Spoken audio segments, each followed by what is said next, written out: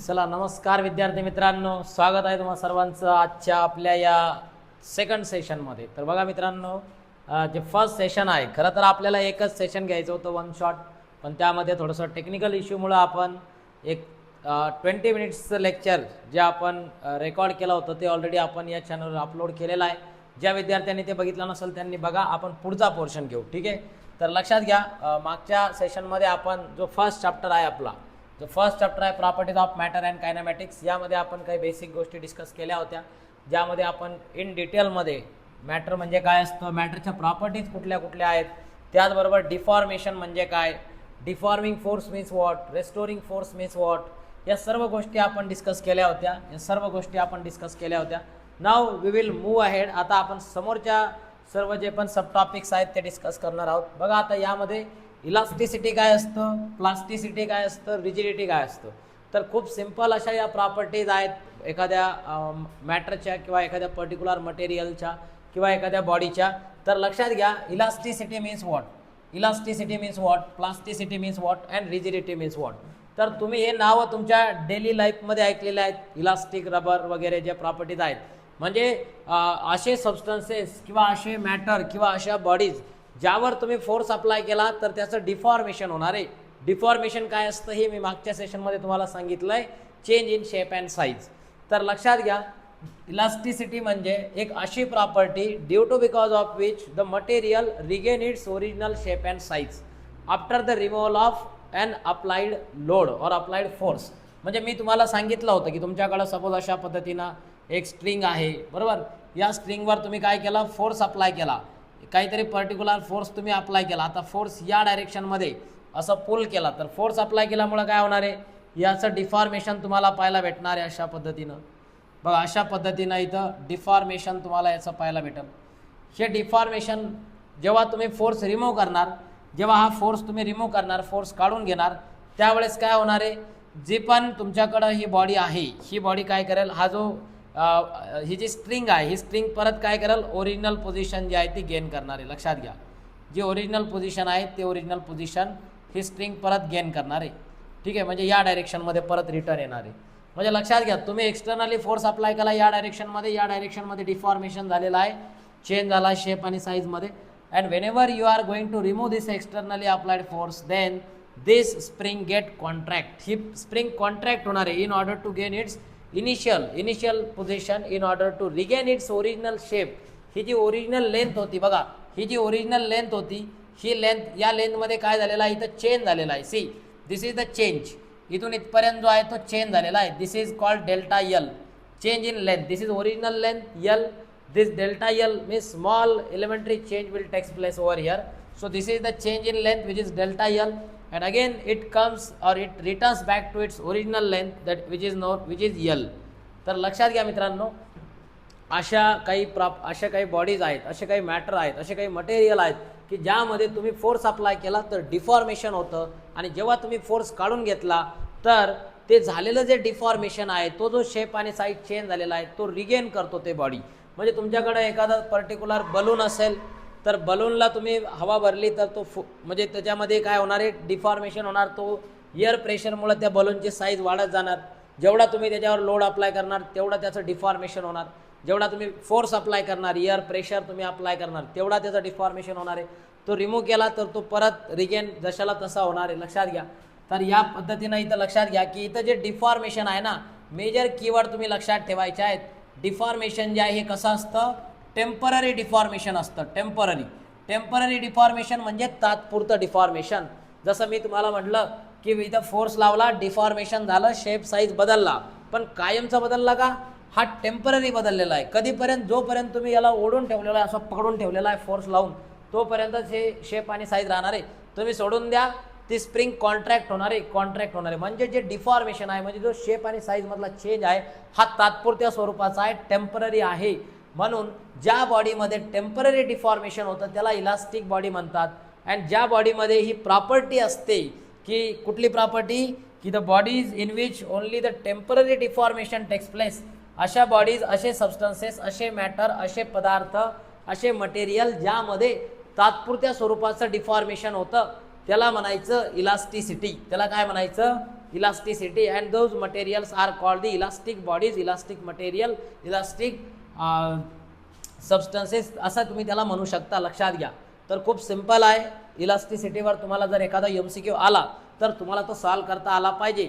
The body in which the temporary deformation takes place is called dash dash dash. मग elastic body, plastic body, rigid body, none of this असे option आले तर तुम्हाला लगेच click झालं पाहिजे की temporary deformation takes place. And whenever the temporary deformation takes place then that body has elastic nature.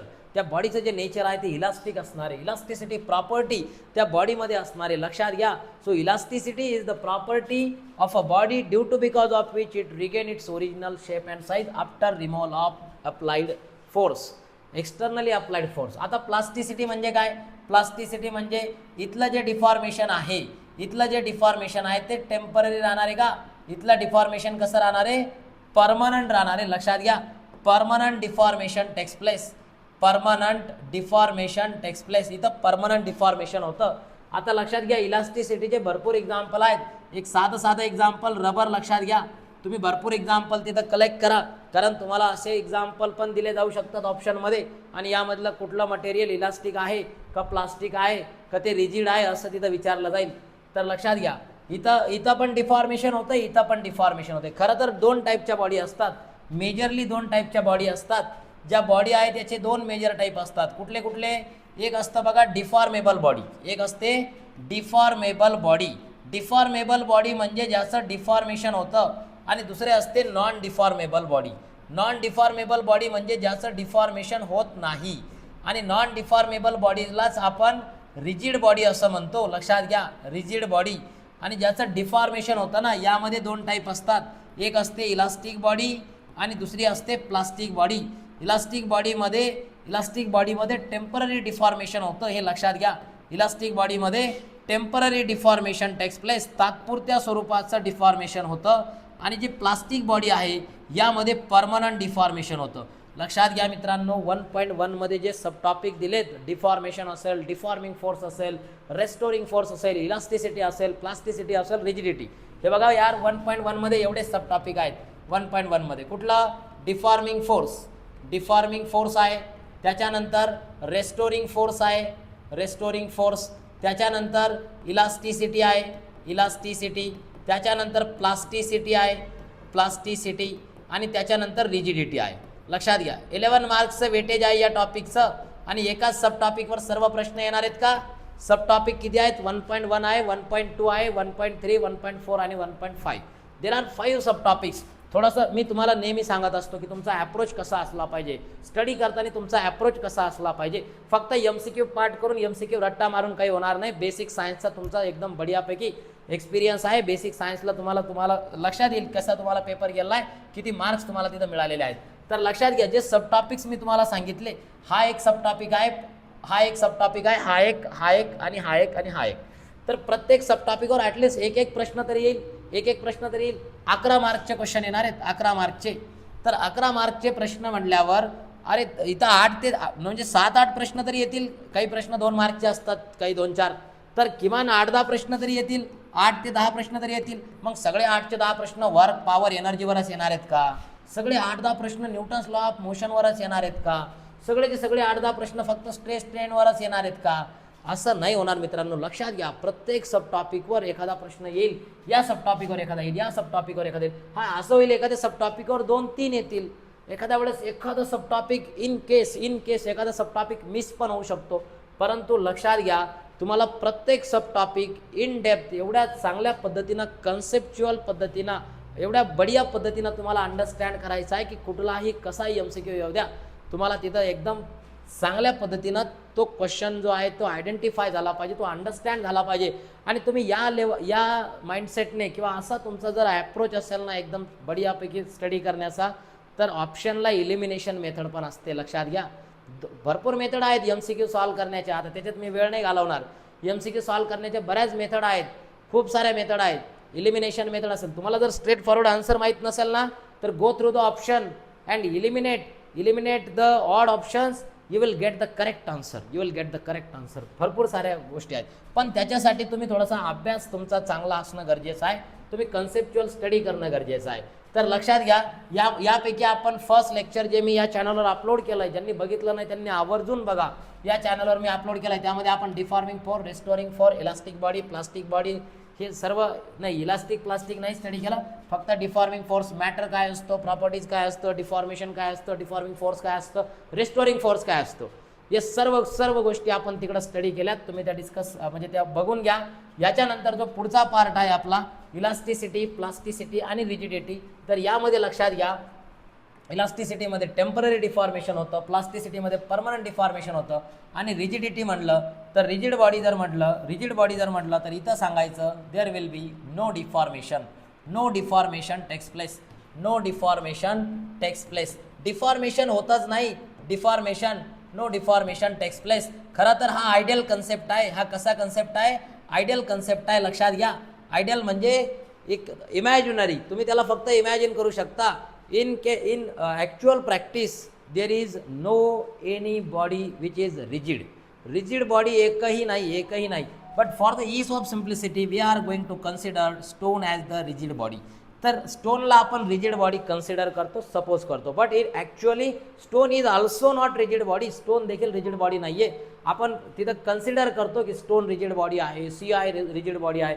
पण लक्षात घ्या मित्रांनो, आता तुम्हाला याच्यावर MCQ जर आला तर स्ट्रेट फॉरवर्ड तुम्हाला on the basis of definition, on the basis of deformation कशा प्रकारचं आहे, त्याचं डेफिनेशन कशा प्रकारची आहे, याच्यावर MCQ येऊ शकतो. किंवा तिथं तुम्हाला काही पर्टिक्युलर एक्झाम्पल दिले जातील इलास्टिक बॉडीचे, भरपूर सारे मटेरियलचे नाव दिले जातील, 4 ऑप्शन दिले जातील. त्याच्यामध्ये एखादा मटेरियल असं असणार आहे की जे इलास्टिक आहे ते आयडेंटिफाय करा विचारलं जाईल. किंवा काही असे मटेरियलचे नाव दिले जातील ज्यामध्ये तुम्हाला प्लास्टिक आयडेंटिफाय करा सांगितलं जाईल. 3 पैकी 1 प्लास्टिक इन नेचर असणार आहे. काही मटेरियल असे दिले जातील की ज्यामध्ये रिजिड आहे त्या लिस्टमध्ये एखादा, तो तुम्हाला आयडेंटिफाय करायचा आहे. तर लक्षात घ्या, हे सर्व बेसिक गोष्टी तुम्हाला तिथं माहीत असणं गरजेचं आहे. आता बघा, स्ट्रेस स्ट्रेन काय असतं हे आपण स्टडी करू, आणि इलास्टिक लिमिट पण आपण स्टडी करणार आहोत. बट बिफोर मी तुम्हाला सांगितलं होतं यार माझ्याकडे कंटेंट नाही. मी तुम्हाला सांगितलं होतं. एका विद्यार्थ्याने मला काहीतरी इथं PPT पाठवली, म्हणजे सर हे प्रेझेंटेशन आहे, हे मला भेटलं म्हणे, मी डाउनलोड केलं म्हणे नेटून वगैरे. मला काही हरकत नाही, पाठवून दे, काही हरकत नाही. म्हणजे उगाच अशा जनरल गप्पा आणण्यापेक्षा काहीतरी असेल ना इकडं थोडंसं काही डायग्राम वगैरे काही, तर अजून चांगल्या पद्धतीनं ते तुम्हाला तिथं समजणार आहे, आणि कमी वेळेत. म्हणजे हे नसताना पण आपण घेऊ शकतो. हे काय इकडे घेतोयच ना आपण, परंतु वेळ जातोय. लक्षात घ्या, थोडा वेळ जास्त लागतो, कारण तुम्हाला बघितलं तुम्ही की आपलं फर्स्ट सेशनमध्ये तिथं म्हणजे 20-22 मिनटं झाले ना, आपण काय फक्त डिफॉर्मेशन आणि इलास्टिक म्हणजे डिफॉर्मिंग फोर्स, रेस्टोरिंग फोर्स एवढ्याच गोष्टी आपण डिस्कस करू शकलो. तर लक्षात घ्या, इलास्टिसिटी म्हणजे काय असतं हे इन जनरल मी तुम्हाला सांगितलंय. तर इथं मी तुम्हाला परत इलास्टिसिटी म्हणजे काय, तर लक्षात घ्या. इथं डिफॉर्मेशन म्हणजे काय असतं हे मी तुम्हाला सांगितलंय. इथं डिफॉर्मेशन म्हणजे खूप सिंपल वेमध्ये आपण सांगितलं की चेंज आहे इन शेप अँड साईजमध्ये. ओके.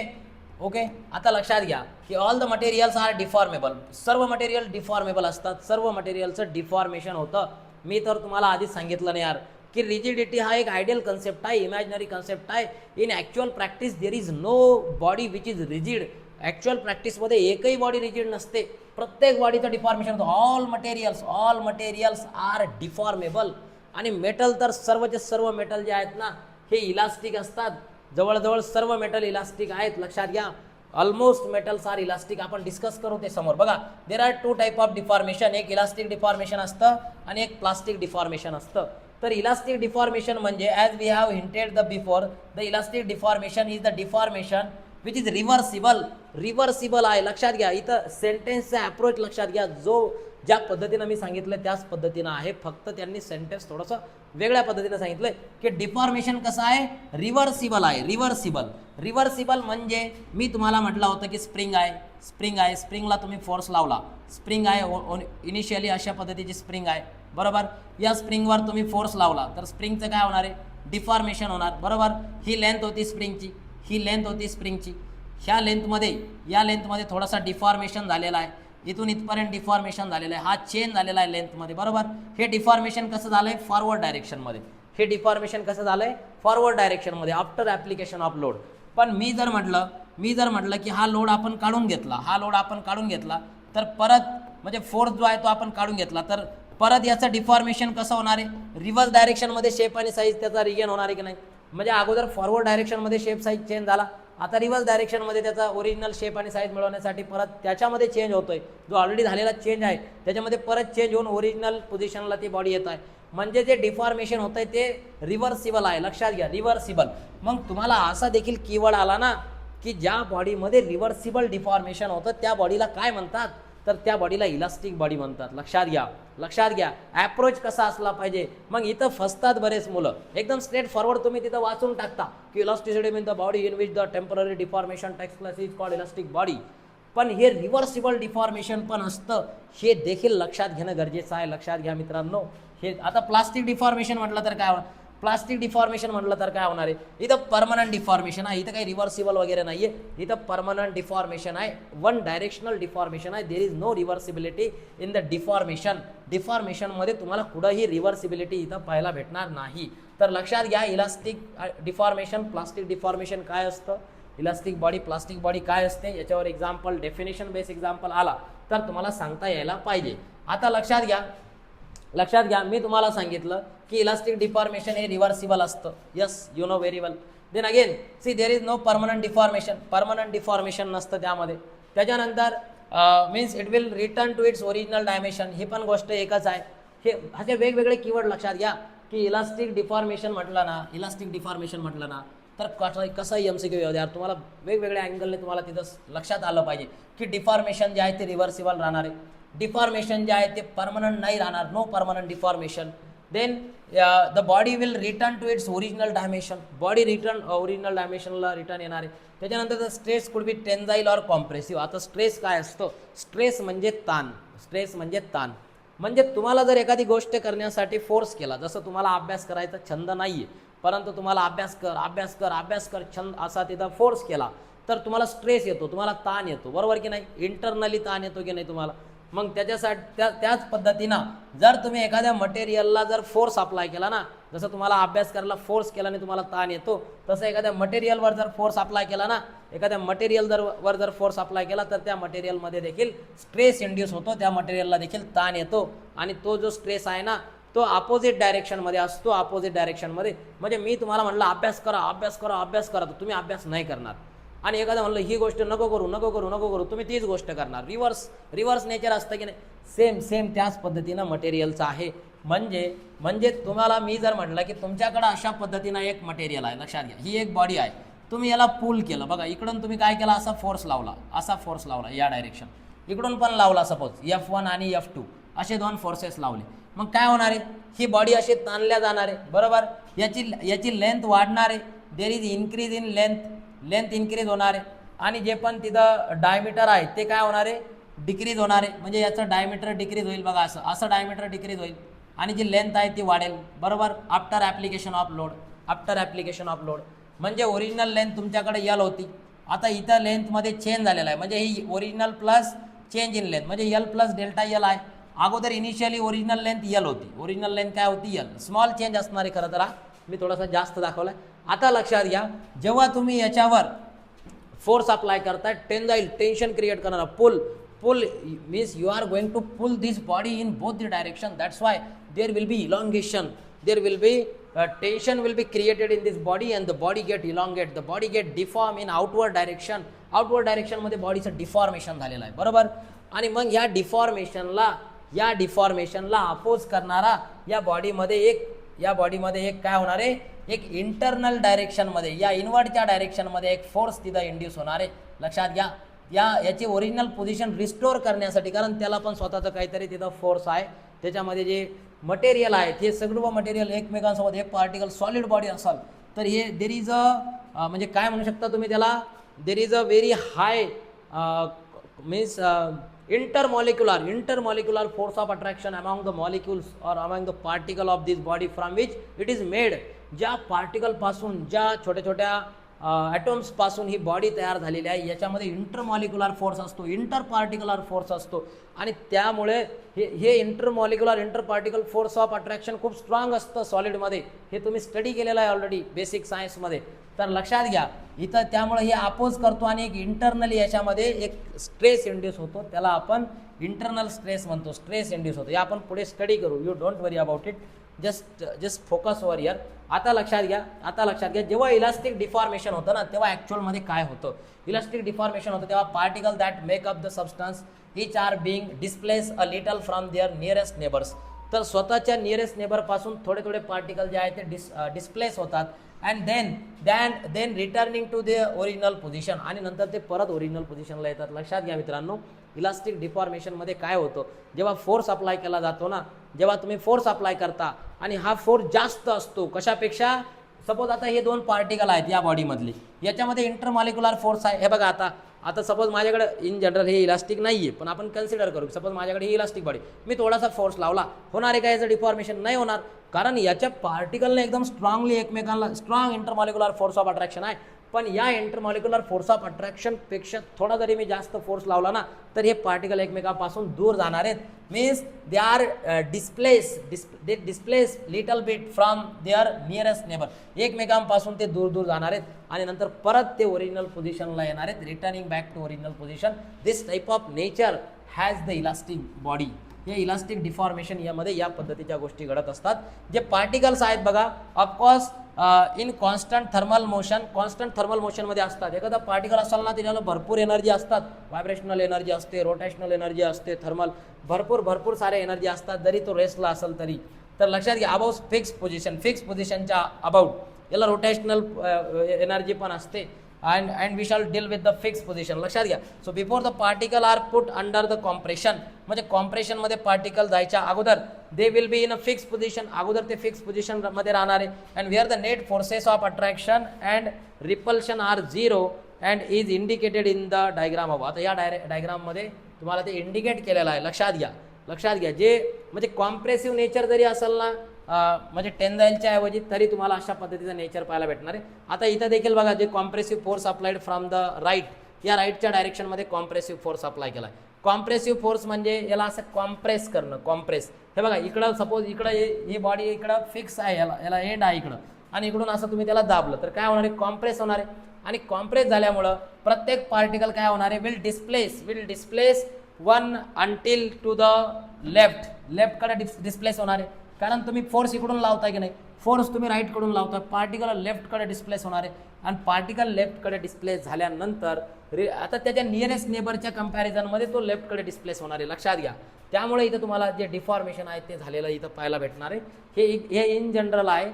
ही पीपीटी जी आहे याच्यामध्ये थोड्याशा काही अशा गोष्टी आहेत की ज्या आपल्या सिलेबसच्या रिलेटेड थोडेसे हाय लेवलच्या आहेत. सिलेबसचे आउट ऑफ आहेत असं नाही म्हणू शकत तुम्ही, पण लक्षात घ्या या पद्धतीनं तुम्ही तिथं स्टडी करा. इलास्टिक डिफॉर्मेशन म्हणजे हे पण आपण ऑलरेडी स्टडी केलं आहे की यामध्ये देखील ते particle return to its original equilibrium position. This is also we have discuss. Now see again. आता हे गोष्ट लक्षात ठेवा, हे काही गोष्टी बेसिक लक्षात ठेवा. याची समरी आहे या 2-3 स्लाइडची. The particle make up the substances are each being displaced little bit from the nearest neighbor and return to original position. तीच गोष्ट आहे यार, तीच गोष्ट आहे same. If you are confirming the elastic behavior with the sample, then the stress, then see the sample return to original shape and size. Very simple. When untrace झाल्यावर ते original shape आणि साईजमध्ये येणार. आता लक्षात घ्या, आता तुम्हाला काही मटेरियल आहेत काय, मी तुम्हाला आधीच म्हटलं की तुम्हाला लिस्ट ऑफ मटेरियल दिली जाईल. 4 ऑप्शनमध्ये असे काही मटेरियलची लिस्ट दिली जाईल की यामध्ये कोणतं इलास्टिक आहे हे आयडेंटिफाय करा, किंवा या 4 मधलं कोणतं प्लास्टिक आहे हे आयडेंटिफाय करा, किंवा या 4 मधलं कोणता तिथं रिजिड आहे, रिजिडिटी प्रॉपर्टी कोणत्यामध्ये हे आयडेंटिफाय करा. तर त्यामुळं लक्षात घ्या काही हे मटेरियल बघा, बऱ्याच वेळा तुम्ही स्टडी करत असताना तुम्ही खूप स्वस्तामध्ये शिकता. तुमचं जे लोकल बुक आहे कुठलं, तुमचं लोकल बुक आपलं टेक नॉलेजचं असेल, टेक मॅक्सचं असेल, तुम्ही एक्सपिरियन्स घ्या. मागच्या एक्झाममध्ये तुमच्या बेसिक सायन्सच्या एक्झाममध्ये तुम्ही भरपूर सारे MCQ लिहिले, 500 लिहिले, 1000 लिहिले, त्या टेक्स्टबुकमधले वाचले, तरीही तुम्हाला तिथं चांगले मार्क नाही मिळाले. कारण एकदम म्हणजे पूर्ण त्याच्यातून येतं असं नाही, एक 10-20% MCQ तुम्हाला त्या बुकमधून पाहायला भेटले. त्यामुळे थोडंसं चांगल्या पद्धतीनं बढिया पद्धतीनं तुम्ही थोडंसं प्रिपरेशन करणं गरजेचं आहे. लक्षात घ्या, the material which exhibit the elastic deformation elastic properties include, आता मेटल आहेत बघा, मी तुम्हाला अगोदरच सांगितलं की ऑलमोस्ट मेटल जे आहेत हे इलास्टिक इन नेचर असतात, ऑलमोस्ट मेटल. आता तुम्हाला भरपूर सारे मेटल माहिती आहेत, 118 एलिमेंट आहेत, त्याच्यामधले मॅक्सिमम एलिमेंट तर मेटलच आहेत. Periodic table, you know the periodic table very well. Henry Moseley was the father of modern periodic table. Henry मोस्लेच्या टीमने जे मॉडर्न पिरियडिक टेबल डिस्कवर केला त्यामध्ये त्यांनी सांगितलं की मेटल जे आहे ते कशा आहे, त्याचं नेचर कसं आहे. See when the stress up to and sometimes beyond the limit of proportionality. आता लिमिट ऑफ प्रोपोर्शनॅलिटी काय असतं हे आपण स्टडी करू स्ट्रेस स्ट्रेन डायग्राममध्ये. की लक्षात घ्या, the solid metals will exhibit the elastic behaviour. जे सॉलिड मेटल आहेत ना ते इलास्टिक बिहेवियरला तिथं काय करतात, एक्झिबिट करतात, इलास्टिक बिहेवियर शो करतात. आता इथं लक्षात घ्या, हे जे मी लिहिलं आहे ना, beyond the limit of proportionality. Limit of proportionality म्हणजे एक प्रोपोर्शनल लिमिट असतं बघा, म्हणजे स्ट्रेस वर्सेस स्ट्रेन ग्राफ असतो, स्ट्रेस स्ट्रेन डायग्राम असते. या स्ट्रेस स्ट्रेन डायग्राममध्ये ज्या स्ट्रेस आणि स्ट्रेन एका पर्टिक्युलर म्हणजे डायरेक्ट प्रपोर्शनमध्ये इन्क्रीज होतात. स्ट्रेस वाढली तर स्ट्रेन वाढतो, लक्षात घ्या. And most metal have the fairly large elastic range. तर भरपूर असे मेटल्स आहेत ज्यामध्ये तुम्हाला ही प्रॉपर्टी पाहायला भेटते. परंतु ही कुठपर्यंत पाहायला भेटते लक्षात घ्या, ही कुठपर्यंत पाहायला भेटते, लिमिट ऑफ प्रोपोर्शनॅलिटीपर्यंत. लिमिट ऑफ प्रोपोर्शनॅलिटीपर्यंत. नाहीतर त्याच्यानंतर मग काही मटेरियल असे आहेत की जे काय करतात, हे इलास्टिसिटी प्रॉपर्टी जी आहेत ही लूज करतात. They lose the property of elasticity. तुम्ही इलास्टिकचे रबर देखील बघा, तुम्ही त्याला ताणलं ते ताणत जाणार. एक कंडिशन अशी येणार आहे की ते कायमचं त्याची इलास्टिसिटी प्रॉपर्टी लूज करून टाकेल किंवा त्याचा तुकडा पडेल. ते इलास्टिक लिमिट असतं, ते आपण पुढे शिकू. इलास्टिक लिमिट असतं, लक्षात घ्या. आता इलास्टिक डिफॉर्मेशनमध्ये परत बघा, काही थर्मोप्लास्टिक पण आहेत, ज्यामध्ये पण इलास्टिक डिफॉर्मेशन तुम्हाला पाहायला भेटतं. आता थर्मोप्लास्टिकमध्ये काही ग्रुप आहे बघा प्लास्टिकचा, that can be melted by the application of heat and then cooled back to solid repeatedly. आता लक्षात घ्या, आपल्या घरामध्ये असे भांडी वगैरे असतात की नाही, तुम्ही बघा तुमच्याकडे असं बकेट वगैरे असतात. काही प्लास्टिक असे कडक असतात आणि काही प्लास्टिक असे लवचिक असतात. आता माझ्याकडं सपोज आता हे लक्षात घ्या, आता ही बॉटल आहे माझ्याकडे, ठीक आहे, ही बॉटल आहे. आता याच्यामध्ये बघा, मी याला जर फोर्स अप्लाय केला तर काय होणार, याचं डिफॉर्मेशन होतं. पण रिगेन केला तर ते परत ओरिजिनल येतं, म्हणजे कायमचं याचा शेप बदलते का नाही. म्हणून काही असे थर्मोप्लास्टिक पण आहेत. Thermo means what, heat. आपल्याला पुढच्या सेमिस्टरमध्ये शिकायचं आहे यार एकदम धमाकेदार पद्धतीनं. डायनॅमिक्स म्हणजे थर्मो म्हणजे हीट, आणि हिटिंग करून जे प्लास्टिक तुम्ही तिथं तयार करता, thermoplastic group of plastic melted by application of heat करून तुम्ही त्याला मेल्ट करून मग नंतर त्याला परत सॉलिडिफाय करून तयार करता की नाही, असे प्लास्टिकला थर्मोप्लास्टिक म्हणतात. आणि हे थर्मोप्लास्टिक देखील इलास्टिक डिफॉर्मेशन त्याच्यामध्ये होतं, म्हणजे ते इलास्टिक प्रॉपर्टी त्याच्यामध्ये आहे, लक्षात घ्या. आता परत काही कंपोजिट आहेत. कंपोजिट म्हणजे काय तर it is a combination of more than one mixture. Combination असतं कंपोजिट म्हणजे, ठीक आहे. तर लक्षात घ्या, many composites are manufactured with the elastic behaviour in mind. आता हे जेव्हा कंपोजिटचं मॅन्युफॅक्चरिंग केलं जातं ना, मी पण एक मेटल मॅट्रिक्स कंपोजिट बनवलेला आहे, माझा रिसर्च पेपर आहे. तुम्ही यूट्यूब आपला क्रोमला वगैरे जाऊन तिथं सर्च केला तर भेटून जाईल, नंतर सांगेल मी तुम्हाला या गोष्टी, हरकत नाही. आपला पेपर आहे लगेच. See many composites are manufactured with their elastic behaviour in mind. तर याच्यामध्ये बघा, जे कार्बन फायबर असतात, नंतर प्लायवूड आहेत, which have been both use in manufacture of aircraft and fuselage. तर लक्षात घ्या, हे सर्व एअरक्राफ्टमध्ये वगैरे भरपूर ठिकाणी कंपोजिट मटेरियल जे आहे ते यूज केलं जातं. लाईट वेट मटेरियल लागतं एरोप्लेनमध्ये, लक्षात घ्या. एअरक्राफ्टमध्ये जे लाईट वेट मटेरियल असतं त्या लाईट वेट मटेरियलला जर तुम्हाला प्रिपेअर करायचं असेल, स्ट्रेंथ पण लागते, त्यामुळे त्याचं थोडंसं मिक्सिंग केले जाते. कंपोजिट ॲलॉईंग वगैरेचा पण पार्ट असतो त्यामध्ये. आता प्लास्टिक डिफॉर्मेशनमध्ये लक्षात घ्या की जर तुम्ही लोड अप्लाय केला तर डिफॉर्मेशन होणार आहे. पण अनलोड केलं, लोड काढून घेतला, फोर्स रिमूव्ह केला तर तिथं हे डिफॉर्मेशन म्हणजे ओरिजिनल शेप साईज रिगेन करणार आहे का? It does not return to its original shape and size. See when the sample is unloaded it does not return to its original length or original shape. We have already discussed a permanent deformation takes place in plastic deformation, and it is likely to be thinner if tensile stress have been applied and wider if compressive stress have been applied. हे खूप simple आहे. जर मी आधीच सांगितलं की तुम्ही त्याला tensile stress लावला तर डायमीटर कमी होणार आहे आणि ते थिन होत जाणार आहे. डायमीटर कमी झाला म्हणजे तीन होणार आहे की नाही. आणि जर तुम्ही जर कॉम्प्रेसिव्ह फोर्स लावला तर काय होणार आहे, कॉम्प्रेसिव्ह फोर्स लावल्यामुळं त्याचं डायमीटर वाढत जाणार आहे, त्याची लेंथ कमी होणार आहे. आपण एक्सट्रुशन वगैरे प्रोसेसमध्ये स्टडी केलं आहे. मॅन्युफॅक्चरिंग एकदम बढिया पद्धतीने शिकलो होतो आपण, तिथं आपण स्टडी केलं आहे. लक्षात घ्या तुम्ही इंजिनिअरिंग पॉईंट ऑफ व्ह्यूने स्टडी करत असाल ना, तर मटेरियलच्या प्रॉपर्टीजचं नॉलेज असणं खूप महत्त्वाची गोष्ट आहे. Without material you can't do any engineering work. तुम्ही कुठलाच इंजिनिअरिंग वर्क तुम्ही करू शकत नाही मटेरियल शिवाय. आणि मटेरियल पण असं असलं पाहिजे की त्याच्यामध्ये काही डिझायर्ड प्रॉपर्टीज असल्या पाहिजेत अकॉर्डिंग टू द ॲप्लिकेशनच्या अकॉर्डिंग डिझायर प्रॉपर्टीज असल्या पाहिजेत. म्हणून हे सगळं शिकणं गरजेचं आहे. परीक्षा तर वेगळा भाग आहे, पण whenever you are going to become the engineer, mechanical engineer, civil engineer, then at that time the knowledge of this matter, properties of matter is very essential to you. हे नॉलेज तुम्हाला खूप तिथं गरजेचं आहे. लक्षात घ्या. तर अनलोडिंग केलं तर contraction is likely to be proportional to the decrease in load. तर लक्षात घ्या, हे पण तिथं महत्त्वाची गोष्ट आहे. आता बघा प्लास्टिक डिफॉर्मेशनमध्ये, आता हे जे थर्मोप्लास्टिक आहेत ना, याच्यामध्ये पण तुम्हाला प्लास्टिक डिफॉर्मेशन पाहायला भेटता. तुम्ही म्हणणार असं कसं तुम्ही तर अगोदर सांगितलं की इलास्टिक डिफॉर्मेशन आहे, पण ते एका लिमिटपर्यंत आहे, त्याला काहीतरी मर्यादा आहे. लक्षात घ्या. So after showing elastic behaviour for moderate load, एक पर्टिक्युलर लोडसाठी, एक मॉडरेट लोडसाठी हे थर्मोप्लास्टिक काय करतात, इलास्टिक बिहेवियर शो करतात. पण जर त्याच्या सहनशक्तीच्या बियॉन्ड जर तुम्ही लोड दिला ना, तर मग मात्र तिथं गडबड होते. लक्षात घ्या. So thermoplastic then show a plastic region before they finally break.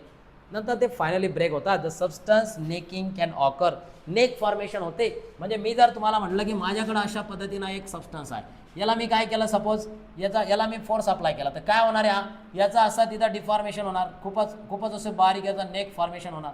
आणि नंतर इथं जे नेक फॉर्मेशन झाले ना, इथून त्याचा तुकडा पडणार आहे. लक्षात घ्या, तुकडा पडणार आहे.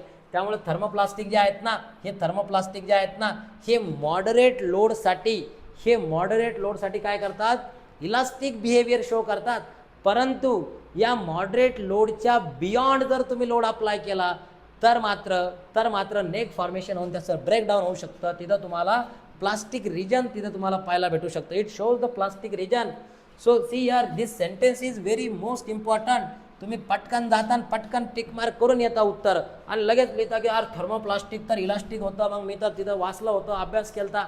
पण बाळ्या हे लक्षात घे, तो अभ्यास करताना चांगल्या पद्धतीनं तिथं अभ्यास कर, एकदम डिटेलमध्ये एकदम चांगल्या पद्धतीनं अंडरस्टँड कर की थर्मोप्लास्टिक हे इलास्टिक इन नेचर असतं.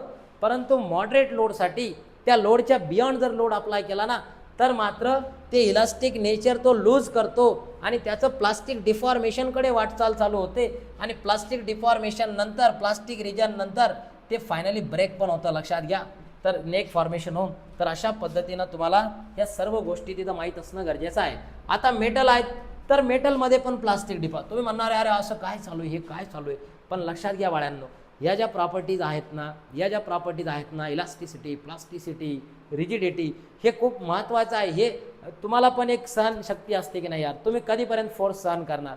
म्हणजे तुम्ही लवचिक असले, तुम्ही थोडंसं तुमचा स्वभाव एकदम म्हणजे लवचिक असला, तुमच्या स्वभावात लवचिकता असली, तर तुम्ही भांडण झालं तरी सहन करता, एखाद्याचं बोलणं ऐकून घेता. पण एक दिवस तुमच्या सहनशक्तीचा अंत होतो की नाही, तसंच अंत हे मेटल असेल, थर्मोप्लास्टिक असेल, यांच्या यांना पण काहीतरी यार लिमिटेशन आहे की नाही. जसं तुम्हाला लिमिटेशन आहे की एखादी गोष्ट तुम्ही पर्टिक्युलर लेवलपर्यंत सहन करता, नंतर तुम्हाला पण सहन होत नाही. सेम त्याच पद्धतीनं इथं हे मॅटर जे आहेत, हे मटेरियल जे आहेत, हे प्रॉपर्टी शो करतात. लक्षात घ्या. त्यामुळे मेटल्स जर असतील तर मेटलमध्ये पण after showing elastic behaviour for moderate लोडपर्यंत इलास्टिक बिहेवियर शो केल्यानंतर भरपूर सारे असे मेटल आहेत, ते काय करतात, प्लास्टिक रिजनमध्ये ते येतात बिफोर फायनली ब्रेक. म्हणजे फायनली ब्रेक होण्याच्या अगोदर ते प्लास्टिक रिजनमध्ये येतात आणि प्लास्टिक रिजनमध्ये आल्यानंतर मग तिथं नेक फॉर्मेशन वगैरे होऊन त्याचं ब्रेकडाऊन तुम्हाला पाहायला भेटतं. मग यामध्ये गोल्ड आहे, सिल्वर आहे, कॉपर आहे. आता गोल्डचे तर किती वांदे झाले. आपल्या पंतप्रधानांनी सांगितलं की 1 वर्ष गोल्ड घेऊ नका. अरे 50 लाख लोक, कमीत कमी 50 लाख लोक असतील, एकक दशक शतक हजार 10,000 आणि अजून एक 1 लाख, 1 लाख झाले का 2 लाख पाहिजे ना, ठीक आहे. म्हणजे कमीत कमी 50 लाख लोक असतील. 50 लाख लोक या गोल्डवर त्यांचा व्यवसाय चालतो, त्यांचं घर चालतं. तर लक्षात घ्या. त्यामुळं इथं आणि आपल्या इथं तर हे याचं कारखानेच बंद पडले गोल्ड मॅन्युफॅक्चरिंगचे. लक्षात घ्या. तुम्ही इंजिनियर होणार, तुम्ही एंटरप्रेन्युअर बना, तुम्ही उद्योजक बना, तुम्ही या सर्व गोष्टी तिथं करा. लक्षात घ्या, खूप गरज आहे ही काळाची. आता बघा, हे गोल्ड असेल, सिल्वर असेल, कॉपर असेल, हे सर्व मटेरियलमध्ये प्लास्टिक डिफॉर्मेशन तुम्हाला तिथं पाहायला भेटणार आहे. व्हेनेवर द इलास्टिक म्हणजे जे मॉडरेट लोड आहे त्या मॉडरेट लोडसाठी इलास्टिक बिहेवियर शो केल्यानंतर तुम्हाला तिथं प्लास्टिक रिजन तुम्हाला पाहायला भेटणार आहे त्या पर्टिक्युलर मेटल्समध्ये देखील बिफोर फायनली ब्रेकडाऊन होण्याच्या अगोदर. आता plastic deformation cannot occur due to molecules being pulled a little away apart, they still next to the nearest neighbour. आता मी तुम्हाला अगोदर जे सांगितलं होतं की नाही की जे इलास्टिक डिफॉर्मेशन आहे, इलास्टिक डिफॉर्मेशनमध्ये जे नियरेस्टचे मॉलिक्यूल आहेत, जे नेबरिंगचे मॉलिक्यूल आहेत, याच्यामध्ये लिटल बिट काय होतं, तिथं त्याची पोझिशन चेंज होते, बरोबर. पण इथं तसं नाही आहे, लक्षात घ्या. So if that was the case, they would just slip back to their original position. ते त्याच्या ओरिजिनल पोझिशनला स्लिप बॅक करतात when the external force was removed and the substance would return to its original shape. आणि लक्षात घ्या, आता इथं तुम्हाला हे बघायला भेटेल. इथं नाही, याच्या पुढच्या डायग्राममध्ये बघा, हे तर ठीक आहे. आता इथं वॉइड खूपच चांगल्या पद्धतीचं सॉलिड आहे, वाईड खूप कमी आहे, ठीक आहे, वाईड खूप कमी आहे. कोणत्या टाईपचं स्ट्रक्चर आहे बरं, हे हेक्झॅगोनल आहे ना, हेक्झॅगोनल स्ट्रक्चर आहे. बघा, तुम्ही मागच्या सेममध्ये शिकले की नाही हेक्झॅगोनल स्ट्रक्चर, सॉलिड स्ट्रक्चर शिकले नाही यार बेसिक सायन्समध्ये. क्लोज पॅकेजिंग आहे, इथं पॅकेजिंग इफिशियन्सी खूप हाय असते. हे तुम्ही बेसिक सायन्समध्ये वगैरे कुठेतरी थोडंफार शिकला असाल, हे मी वाचलं होतं. आता लक्षात घ्या, प्लास्टिक डिफॉर्मेशन आहे. आता प्लास्टिक डिफॉर्मेशनमध्ये काही पॉईंट तुम्हाला नोटीस करायचे आहेत की sample is now longer than it was. Sample जे आहे ते लॉंगर असणार आहे. The sample is now thinner than it was. Length वाढणार आहे, थिकनेस कमी होणार, हे अगोदर पण सांगितलं. The position of many particles relative to the each other have change, position change होणार आहे and this create the permanent deformation. आणि यामुळं परमनंट डिफॉर्मेशन तुम्हाला पाहायला भेटणार आहे. तर लक्षात घ्या, अशा पद्धतीने या डायग्राममध्ये पण मी हे शो केलेलं आहे. तर हे इलास्टिक डिफॉर्मेशन, प्लास्टिक डिफॉर्मेशन या खूप महत्त्वाच्या गोष्टी आहेत. ही एक नोट आहे, ही तुम्ही लक्षात घ्या. ही नोट पण काही नाही, तेच आहे अगोदर जे सांगितलं ना मी की substances exhibit both plastic and elastic deformation depending upon the stress applied and substance use. तुम्ही किती स्ट्रेस अप्लाय करताय, तुम्ही किती फोर्स अप्लाय करताय, याच्यावर डिपेंड आहे की त्याच्यामध्ये इलास्टिक नेचर आहे का प्लास्टिक नेचर आहे, ठीक आहे. On loading stressing the material first show the elastic deformation. बघा, असा MCQ येऊ शकतो, असा MCQ येऊ शकतो की तुम्ही इथं काय केलं, लोडिंग केलं. ऑन लोडिंग और stressing the material it will first show dash dash deformation and then possibly dash dash deformation. तर अशा पद्धतीने. आणि मग ऑप्शन राहतील elastic plastic, plastic elastic, elastic elastic, plastic plastic. तुम्ही म्हणणार हे काय चालू आहे, तर ज्याला समजलंय त्याला लक्षात घ्या. Elastic plastic, plastic elastic, elastic elastic, plastic plastic. मग हे तिथं लक्षात घ्या की when unloaded the contraction will proportional to the change in the load. तर हे पण तिथं नोट महत्त्वाची आहे. आता रिस्टोरिंग फोर्स म्हणजे काय असतं हे मी तुम्हाला ऑलरेडी सांगितलं आहे मी तुम्हाला की the force which gives rise to equilibrium, परत रिटर्न येणार आहे ते. तर restoring force is the function only of the position of mass and particle. आणि याला अपोजिट फोर्स म्हणतात, अपोजिट फोर्स. लक्षात घ्या, रिगेन करण्यासाठी, रिस्टोर करण्यासाठी जी पोझिशन आहे, जे डिफॉर्मेशन झालेलं आहे त्याला रिस्टोर करण्यासाठीचा फोर्स, रिस्टोरिंग फोर्स. आता लक्षात घ्या, हे अरे यार हे कसं आलं, stress strain relationship direct. Stress is directly proportional to strain but within the elastic limit. This is called Hooke's law. आणि हा हुक्स लॉ कसं काय आला यार अगोदर, हे sigma is directly proportional to epsilon. आणि मग sigma is equal to this capital E constant into epsilon. हे आहे याला म्हणतात हुक्स लॉ म्हणतात. पण या अगोदर स्ट्रेस काय असतं, स्ट्रेन काय असतं हे डिस्कस करून यार. ही आधीच कसे आली ही PPT, ही स्लाइड अगोदर कशी आली. हा इथं आहे बघा, स्ट्रेस आणि स्ट्रेन. तर लक्षात घ्या, स्ट्रेस म्हणजे काय, तर स्ट्रेस म्हणजे it is the force per unit area, applied force per unit area, restoring force per unit area आपण म्हणू शकता. मी तुम्हाला सांगितलं एकदम साध्या भाषेमध्ये मी तुम्हाला सांगितलं की स्ट्रेस म्हणजे ताण. स्ट्रेस म्हणजे काय, ताण. लक्षात घ्या, म्हणजे एखादी बॉडी असेल तर त्या बॉडीवर स्ट्रेस निर्माण होणार आहे म्हणजे ताण निर्माण होणार. आता स्ट्रेस ऑटोमॅटिकली निर्माण होणार आहे का, तुम्हाला ताण ऑटोमॅटिक येतो का, काहीतरी झालं तरच ताण येतो ना, काहीतरी तुम्हाला इम्पॅक्ट झाला, फोर्स झाला तरच तुम्हाला ताण येतो. सेम त्याच पद्धतीनं मी जर तुम्हाला म्हटलं की बघा आता तुमच्याकडे अशा पद्धतीनं एक स्प्रिंग आहे, बघा अशा पद्धतीनं तुमच्याकडे एक स्प्रिंग आहे, ठीक आहे. आता ही स्प्रिंग आहे, या स्प्रिंगची लेंथ आहे काहीतरी सपोज यल एवढी लेंथ आहे, ओके. या स्प्रिंगला इथं काहीच लोड नाही. आता या स्प्रिंगला जर मी लोड लावला बघा असा,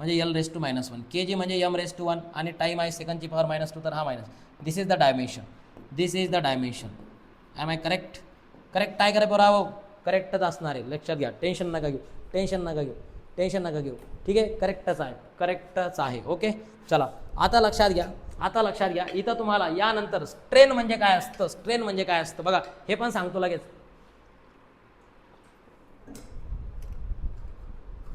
बघा आता बघा स्ट्रेन म्हणजे काय, तर हे मिटून टाकू का पुढे जायचं? पुढे काय आहे, पुढे काय? अरे पुढे तेच फॉर्म्युले आहेत. Stress is the force per unit area, force per unit area upon which it acts. म्हणजे मला ही पीपीटी पाहायला पण टाईम नाही भेटला यार, त्याने पाठवून दिली म्हणून जमलं आपलं काम. बघा force per unit area, stress is equal to what, force per unit area. याचं युनिट असतं न्यूटन पर मीटर स्क्वेअर. हां, हे एक गोष्ट लक्षात ठेवा, 1 newton per metre square is equal to 1 pascal. Newton per metre स्क्वेअरलाच पास्कल असं म्हणतात, pascal. It is denoted by the Greek symbol, this is the Greek symbol sigma. Sigma हा ग्रीक सिम्बॉलने त्याला डिनोट केला जातं. And most of the engineering field it is use kilo pascal, mega pascal, giga pascal. बघा हे kilo pascal, mega pascal, giga पास्कलमध्ये use केलं जातं. आता हे तुम्हाला माहिती आहे, किलो पास्कल म्हणजे 10⁻³ पास्कल, हे माहिती आहे ना. मेगा म्हणजे 10⁻⁶ असतो. मेगा पास्कल म्हणजे 10⁻⁶ पास्कल. गिगा म्हटलं की 10⁻⁹, 10⁻12, हे तुम्हाला माहिती आहे, टेरा वगैरे लांब लांबपर्यंत माहिती आहे. आता लक्षात घ्या, आता लक्षात घ्या, हे टेन्साईल स्ट्रेस, कॉम्प्रेसिव्ह स्ट्रेस हे पण टाईप्स आहेत. हां, आता स्ट्रेन म्हणजे काय असतं, तर स्ट्रेन म्हणजे change in length to the original length, change in dimension to the original dimension. हे बघा मी तुम्हाला इथं सांगितलं की ओरिजिनल डायमेन्शन, ओरिजिनल लेंथ काय होती यल, आणि चेंज किती झाला आहे, चेंज किती झाला आहे, हा इन्क्रिमेंटल चेंज झाला आहे का नाही. चेंज दोन प्रकारचे असतात, इन्क्रिमेंटल चेंज और डिक्रिमेंटल चेंज. इथं इन्क्रिमेंटल चेंज आहे म्हणजे डेल्टा एलमध्ये चेंज झाला आहे, म्हणजे change in length to the original length.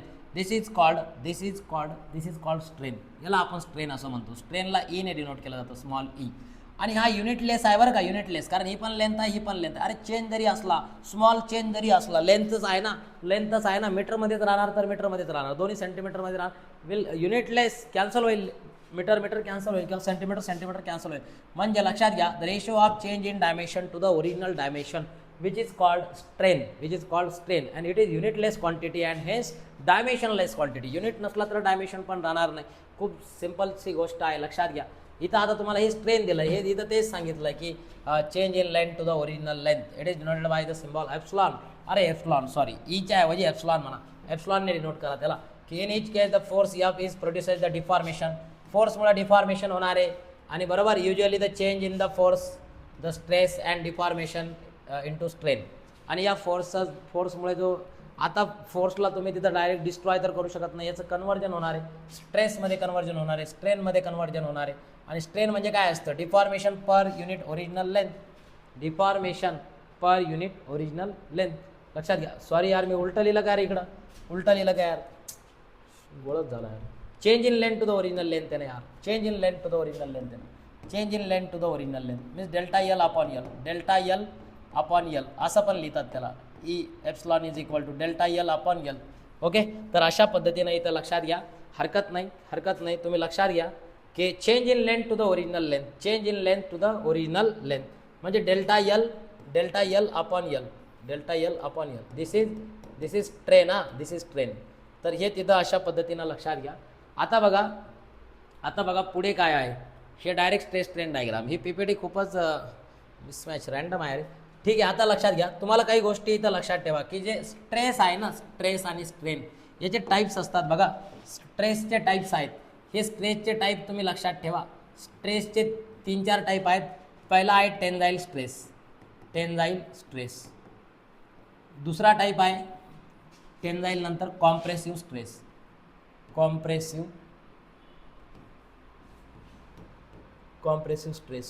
Stress नंतर तिसरा टाईप आहे बघा व्हॉल्यूमॅट्रिक स्ट्रेस, आणि चौथा टाईप आहे बघा शियर स्ट्रेस. तर हे सर्व टाईप तिथं लक्षात ठेवा. आता बघा हे खूप सिम्पल आहेत, हे खूप सिम्पल आहेत. आता बघा टेन्साईल स्ट्रेस म्हणजे काय, म्हणजे मी जर तुम्हाला म्हटलं की तुमच्याकडे अशा पद्धतीने एक बॉडी आहे, या बॉडीवर जर तुम्ही फोर्स अप्लाय केला, असा आउटवर्ड डायरेक्शनमध्ये फोर्स अप्लाय केला F1 आणि F2, तर हा फोर्स कसा आहे, पुल फोर्स आहे. So whenever the externally force is applied on the body, in outward direction from both the side or only one side, then that body gets elongate होणार आहे about the axis or about the direction on which the force is applied.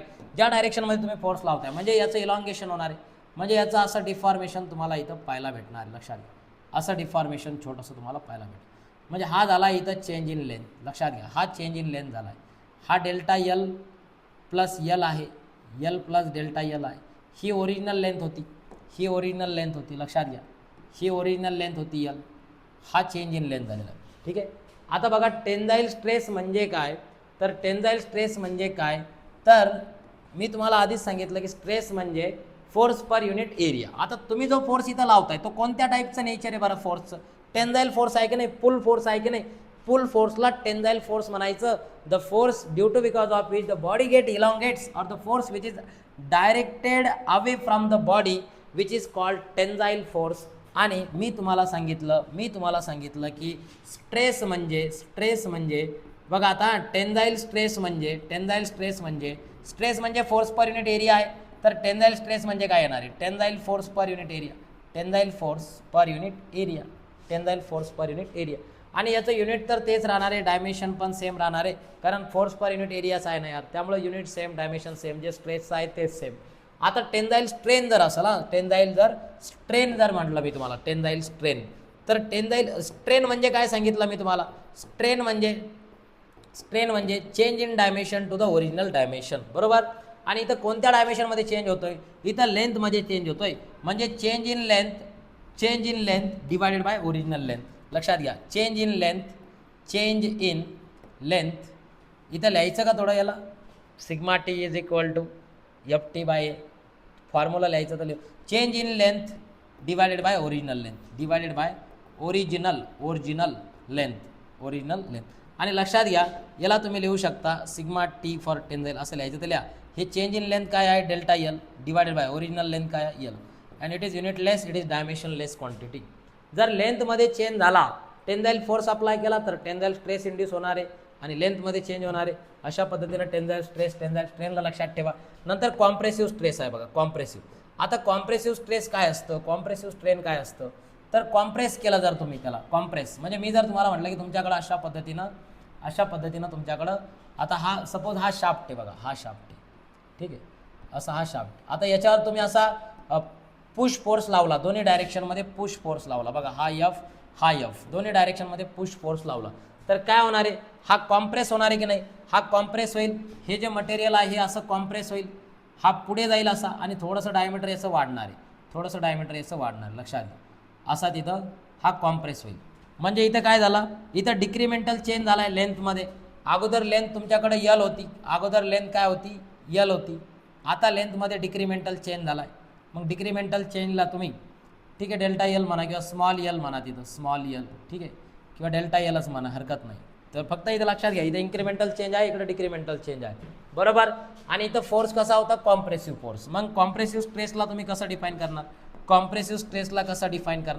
की compressive stress म्हणजे इथं compressive force तुम्ही apply केला आहे, compressive force divided by per unit area. तर याचा कॉम्प्रेसिव्ह स्ट्रेस आहे. आणि स्ट्रेन कसा असेल, याचे करस्पॉन्डिंग स्ट्रेन, कॉम्प्रेसिव्ह स्ट्रेन कसा असेल, तर कॉम्प्रेसिव्ह स्ट्रेन म्हणजे सेम यार, change in length to the original length, same, unitless, dimensionless. इथं युनिट असणार आहे, हे न्यूटन पर मीटर स्क्वेअर असणार, याला तुम्ही पास्कल म्हणू शकता. आणि व्हॉल्यूमॅट्रिक स्ट्रेन म्हणजे काय, change in volume to the original volume असेल तर व्हॉल्यूमॅट्रिक स्ट्रेन म्हणायचं. आणि व्हॉल्यूमॅट्रिक स्ट्रेस म्हणजे जर तुम्ही, आता बघा, मी जर तुम्हाला म्हटलं तुमच्याकडे अशा पद्धतीने एखादा ब्लॉक आहे, या ब्लॉकवर तुम्ही असा तिथं फोर्स अप्लाय केला, ठीक आहे, या डायरेक्शनमध्ये फोर्स अप्लाय केला तर याचं डिफॉर्मेशन होणार आहे, बरोबर, याचं डिफॉर्मेशन होणार आहे. आता लक्षात घ्या, तर अशी स्ट्रेस ज्यामुळं तुम्हाला या ब्लॉकचं जे व्हॉल्यूम आहे ते चेंज होणार आहे. तर stress which is responsible for the change in volume is called volumetric strain. Which is responsible for, कशासाठी रिस्पॉन्सिबल असणार आहे, the stress responsible for change in volume, which is called volumetric stress. आणि volumetric जर strain तुम्ही म्हणलं तर change in volume to the original volume, change in volume divided by original volume. Original volume म्हणजे याला तुम्ही डेल्टा व्ही बाय व्ही पण लिहू शकता, डेल्टा व्ही बाय व्ही पण लिहू शकता, लक्षात घ्या. आणि शिअर स्ट्रेस म्हटलं तर, शिअर स्ट्रेस म्हटलं तर बघा आता लक्षात घ्या, म्हणजे मी तुम्हाला म्हटलं की हा तुमच्याकडे एक ब्लॉक आहे आणि या ब्लॉकवर तुम्ही फोर्स अप्लाय केला तर याचं काय होणार आहे हे मी तुम्हाला काल पण सांगितलं होतं. सपोज ABCD नावाचा ब्लॉक आहे, याच्यावर जर तुम्ही फोर्स अप्लाय केला तर याचं अशी पोझिशन होणार आहे, अशी पोझिशन होणार. म्हणजे हा जो A होता तो A डॅशच्या जागेवर जाणार आहे, D जो आहे तो D डॅशवर जाणार आहे, बरोबर. म्हणजे इथं तुम्हाला एक पर्टिक्युलर इथं चेंज झालेला दिसणार आहे. म्हणजे हे असतं लॅटरल डिस्प्लेसमेंट, लक्षात घ्या. शिअर स्ट्रेसला जनरली टाउने डिनोट केलं जातं आणि हा असतो आता लक्षात घ्या की lateral displacement of any layer to its distance from the fix layer, ही तिथं शिअर स्ट्रेसची डेफिनेशन आहे. तर इथलं देखील सगळ्या कंडिशनमध्ये युनिट सेम आहेत, सगळ्या कंडिशनमध्ये युनिट सेम आहेत. स्ट्रेससाठी असेल, स्ट्रेन तर युनिटलेस क्वांटिटी आहे, डायमेन्शनलेस क्वांटिटी आहे. फक्त लक्षात घ्या तुमचा ॲप्रोच कसा असला पाहिजे हे स्टडी करताना. याच्या डेफिनेशन, याच्या डायग्राम बघा, याच्या डेफिनेशन बघा, याचे फॉर्म्युलाज बघा, याचं डायमेन्शन बघा, कशा पद्धतीनं तिथं चेंज होतोय. म्हणजे कुठलाही कसाही MCQ तुम्हाला या वेगवेगळ्या सब टॉपिकवर आला तर तो तुम्हाला सॉल्व करता येईल, लक्षात घ्या मित्रांनो. तर अशा पद्धतीनं तुम्हाला हे जे स्ट्रेस असेल, स्ट्रेन असेल, याचा जो पार्ट आहे हा महत्त्वाचा आहे, लक्षात घ्या. आता बघा तुम्हाला इथं स्ट्रेस स्ट्रेन कर्व दिलेला आहे. हा स्ट्रेस स्ट्रेन कर्व पण जो आहे तो वेगवेगळ्या मटेरियलसाठी वेगवेगळा असतो. बघा शिअर स्ट्रेस दिलेला आहे, ते स्ट्रेस स्ट्रेन कर्व आपण डिस्कस करू, you don't worry about it. आता लक्षात घ्या इथं तुम्हाला दिलं बघा, हे AB लेअर आहे, याचं डिस्प्लेसमेंट होतं AB dash, AB double dash पर्यंत असं. म्हणजे हे झालं displacement. See the displacement of this AB layer किती आहे ते डिस्प्लेसमेंट, एवढं अँग्युलर डिस्प्लेसमेंट झालेलं आहे, लक्षात घ्या. तर याला तुम्ही असं मॅथमॅटिकली तिथं लिहू शकता, मॅथमॅटिकली याला तुम्ही लिहू शकता, लक्षात घ्या. तर अशा पद्धतीनं हा फाय अँगल आहे, phi is equal to B dash एवढा चेंज झालेला आहे. आणि याचं कुठून चेंज झाला आहे तो AB पासून चेंज झाला आहे, बरोबर. म्हणजे हा जो रेशो असतो, हा जो रेशो असतो कशाचा, जो पण तुमच्याकडं रेशो आहे यालाच तुम्ही काय म्हणू शकता, तिथं शिअर स्ट्रेस म्हणू शकता. की shear stress means it is तुम्ही त्याला अशा पद्धतीने पण सांगू शकता की lateral displacement of any layer to its distance from fix layer. Lateral displacement of any layer, कुठल्याही लेअरचं जे लॅटरल डिस्प्लेसमेंट होणार, लॅटरल आणि लॉन्जिट्युडनल या दोन गोष्टी मी तुम्हाला मागे सांगितल्या होत्या. तर अशा पद्धतीने इथं लक्षात घ्या, हे डिफॉर्मेशन पण तुम्ही तिथं लक्षात घेणं गरजेचं आहे. बघा त्याच्यानंतर तुम्हाला याच्यावर मॉड्युलस ऑफ इलास्टिसिटी काय असतं, पण त्या अगोदर लक्षात घ्या हुक्स लॉ काय असतो. तर हुक्स लॉ जो आहे ना, हुक्स लॉ, जर स्ट्रेस डायरेक्टली प्रोपोर्शनल असेल स्ट्रेनला, if the stress is directly proportional to strain, stress is directly proportional to strain within the elastic limit, within the elastic limit, हे खूप महत्त्वाचं आहे. Then you can write this stress is equal to proportionality काढायचं असेल तर कॉन्स्टंटने multiply करतो आपण, constant into strain, बरोबर. स्ट्रेसला आपण सिग्माने डिनोट करतोय, हा जो कॉन्स्टंट आहे याला कॅपिटल E ने डिनोट करा, हा स्ट्रेन जो याला एप्सिलॉन. आणि इथं हा जो कॉन्स्टंट E असतो की नाही, हा जो कॉन्स्टंट E असतो याला म्हणायचं यंग्स मॉड्युलस, याला म्हणायचं यंग्स मॉड्युलस. तर लक्षात घ्या अप टू इलास्टिक लिमिट किंवा within the elastic limit stress is proportional to strain, this is called Hooke's law. याला हुक्स लॉ असं म्हणतात. म्हणजे sigma is directly proportional to epsilon. आणि इथं प्रोपोर्शनॅलिटीचा सिम्बॉल काढायचा असेल तर याला लिहू शकतो आपण sigma is equal to capital E into epsilon, and where capital E is nothing but the Young's modulus. आणि या यंग्स मॉड्युलसचे टाईप्स आहेत, ते आपण स्टडी करणार आहोत, लक्षात घ्या. 3 टाईप आहेत. तर इथून तुम्ही sigma is equal to F/A असतो, हे तर आपण ऑलरेडी स्टडी केलं आहे. आणि जो एप्सिलॉन आहे हा डेल्टा L/L असतो. इकडं लक्षात घ्या, म्हणजे हे रिलेशन मी तुम्हाला इथं सांगितलं आहे, बरोबर. हे रिलेशन मी तुम्हाला इथं सांगितलं आहे.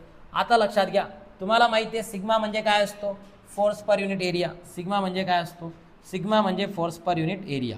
Sigma means what, it is force per unit area which is equal to this capital E into हा एप्सिलॉन काय असतो, change in length to the original length, म्हणजे इथून तुम्हाला चेंज इन लेंथचा फॉर्म्युला भेटणार. बघा इथून जर तुम्ही चेंज इन लेंथचा फॉर्म्युला जर तयार केला तर काय होईल बरं, काय होईल, हा L इकडं मल्टिप्लाय होईल, म्हणजे F into L divided by A into E is equal to delta L. अशा पद्धतीनं तुम्ही न्यूमेरिकल पण येतात त्याच्यावर ना, अशा पद्धतीनं तुम्ही चेंज इन लेंथ काढू शकता. जर तुम्हाला तिथं किती फोर्स अप्लाय होतोय, किती लेंथवर अप्लाय होतोय, आता लेंथ माहीत असेल एरिया पण तुम्ही काढू शकता डायमीटरवरून. हा तुम्हाला कॉन्स्टंट दिला असेल यंग्स मॉड्युलस, प्रत्येक मटेरियलसाठी स्टँडर्ड असतो तो, इथून तुम्ही चेंज इन लेंथ जो आहे तो काढू शकता.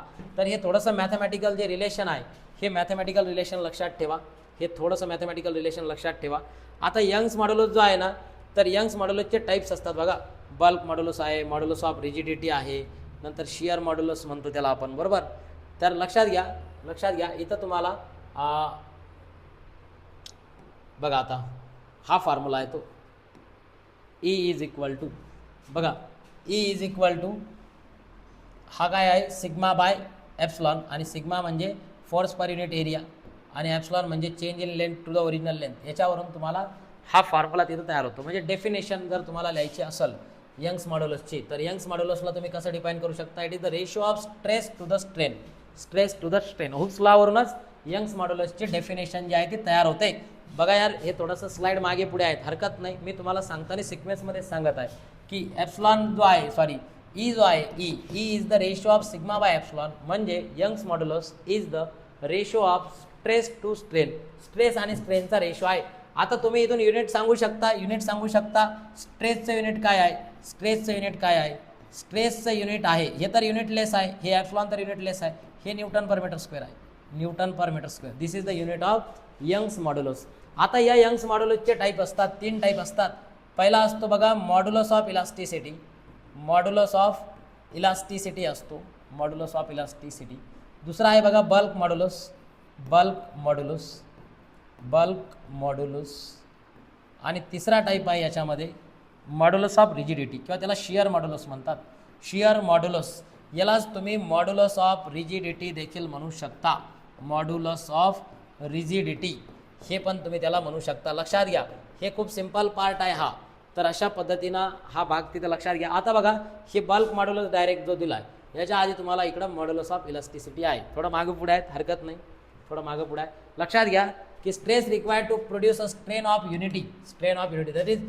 आता एकदम सिंपल भाषेमध्ये लक्षात घ्या, सिंपल भाषेमध्ये इथं लक्षात घ्या की तुम्हाला जर इथं म्हणजे टेन्जाईल स्ट्रेस टू द टेन्जाईल स्ट्रेन असेल, टेन्जाईल स्ट्रेस टू द टेन्जाईल स्ट्रेन असेल, तर त्याला म्हणायचं मॉड्युलस ऑफ इलास्टिसिटी, त्याला म्हणायचं मॉड्युलस ऑफ इलास्टिसिटी. बघा इथं सांगितलंय the stress under which the bar would be stretch to twice its original length if the material will remove the elastic through the such variety the repeat the slope and stress. तर direct लक्षात घ्या, value of E is same in tension and compression, tension कॉम्प्रेशनमध्ये value same असते, फक्त इथं लक्षात घ्या हा रेशो असतो, कशाचा रेशो असतो? हा टेन्जाईल स्ट्रेस आणि टेन्जाईल स्ट्रेनचा, टेन्जाईल स्ट्रेस आणि टेन्जाईल स्ट्रेनचा. आता बघा जे बल्क मॉड्युलस आहे ना, बल्क मॉड्युलस, तर बल्क मॉड्युलस जो दुसरा टाईप आहे, दुसरा जो टाईप आहे, हा जो रेशो आहे ना, हा रेशो असतो बघा तुम्हाला इथं, हा रेशो असतो तुमचा change in volume to the, आता लक्षात घ्या, सॉरी इथं व्हॉल्युमेट्रिक स्ट्रेस आणि व्हॉल्युमेट्रिक स्ट्रेनचा रेशो असतो. आता याच्यात एवढं सिंपल वेमध्ये नाही दिलं, यांनी थोडं वेगळ्या पद्धतीने दिलं, ठीक आहे. अंडरगो चेंज इन 3 डायमेन्शन, 3 डायमेन्शनमध्ये चेंज झाला म्हणजे व्हॉल्यूममध्ये चेंज होणार आहे, व्हॉल्यूममध्ये चेंज होणार आहे. द रेशो ऑफ अरे दिलं, the ratio of change in volume to the original volume as define as volumetric strain, ही व्हॉल्युमेट्रिक स्ट्रेनची डेफिनेशन आहे आणि व्हॉल्युमेट्रिक स्ट्रेसची डेफिनेशन पण आहे. तर लक्षात घ्या, याला तुम्ही व्हॉल्युमेट्रिक strain divided by volumetric strain असं लक्षात ठेवा, व्हॉल्युमेट्रिक stress divide by volumetric strain. एक गोष्ट लक्षात ठेवा की हे जे मॉड्युलस आहेत ना, Young's modulus, bulk modulus, modulus of rigidity, जेवढे पण टाईप्स असतील हे सर्व स्ट्रेस बाय स्ट्रेन असतात, स्ट्रेस बाय स्ट्रेन. फक्त पहिला जो टाईप आहे त्यामध्ये tensile stress by tensile strain, दुसरा जो टाईप आहे volumetric stress by volumetric strain, आणि तिसरा जो टाईप आहे शियर मॉड्युलस. हे बघा इकडं दिलं आहे मी तुम्हाला, हे बघा के ने डिनोट करतात त्याला, K is equal to volumetric strain म्हणजे फोर्स बाय एरिया, आणि व्हॉल्युमेट्रिक स्ट्रेन म्हणजे change in volume to the original volume. आणि मग याला तुम्ही इथं लिहू शकता, हा व्ही वरती जाईल, हा एफ बाय ए, आणि याला लिहू शकता तुम्ही व्ही बाय डेल्टा व्ही. तर अशा पद्धतीनं तुम्हाला हा के इज इक्वल टू भेटणार आहे, ठीक आहे. हे तर तुम्हाला माहिती आहे, change in volume to the original volume which is volumetric strain आहे, आणि सगळ्या डायरेक्शनमध्ये तुम्हाला व्हॉल्यूम चेंज होणार. आता शियर स्ट्रेन जे आहे ना, शियर मॉड्युलस म्हणतात त्याला, मॉड्युलस ऑफ रिजिडिटी त्याला म्हणतात. तर इथं काय होणार आहे, shear stress upon shear strain. हे बघा यार, हे लक्षात घ्यायला टाउने डिनोट केलं जातं, shear stress divided by shear strain, this is called modulus of rigidity, याला मॉड्युलस ऑफ रिजिडिटी म्हणतात, याला शिअर मॉड्युलस असं म्हणतात. तर लक्षात घ्या, इथं दिलं shearing modulus. And up to elastic limit the shear stress is directly proportional to shearing strain. Shear stress जी आहे ती शिअर स्ट्रेनला डायरेक्टली प्रोपोर्शनल असते.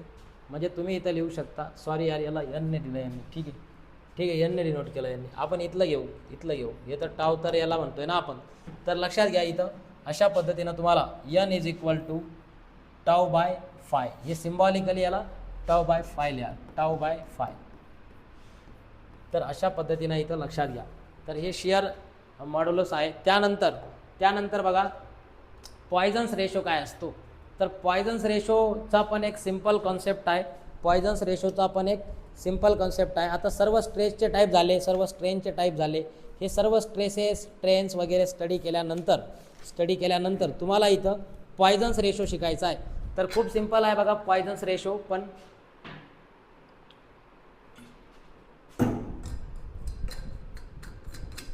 थोडं पाणी पितो तुम्ही. बघा आता पॉयझन्स रेशोला एकदम बढिया पद्धतीनं तुम्ही लक्षात ठेवा. इथं तर डायरेक्ट नाही दिलं, ठीक आहे, हरकत नाही. बघा पुढे बघू आपण, आहे का पुढे बघू. हां, एक गोष्ट तुम्ही एक काम करा, तुम्ही डायरेक्ट एकदम सिम्पल पद्धतीनं तिथं लक्षात ठेवा की lateral strains to the longitudinal strain. हे बघा, lateral strain to the longitudinal strain, याला म्हणायचं पॉयझन्स रेशो. आणि हा युनिटलेस असणार आहे, कारण रेशो आहे स्ट्रेनचा. लॅटरल स्ट्रेन काय असतं, तर लॅटरल डिस्प्लेसमेंट तिथं होणार, म्हणजे lateral change in dimension to the original dimension जे आहे ना, हे लेंथमधलं चेंज तिथं असणार आहे. लॉन्जिट्युडनल म्हणजे ते हॉरिझॉन्टल असतं. तर इथून तुम्ही पॉयझन्स रेशो जो आहे याला लक्षात घ्या. आता बघा, यानंतर तुम्हाला जो नेक्स्ट पार्ट आहे ना, आता याच्यावरचा रिलेशन बिटवीन आहे या सगळ्यांमधलं, हे रिलेशनचे पण तुम्ही डायरेक्ट फॉर्म्युला लक्षात ठेवा.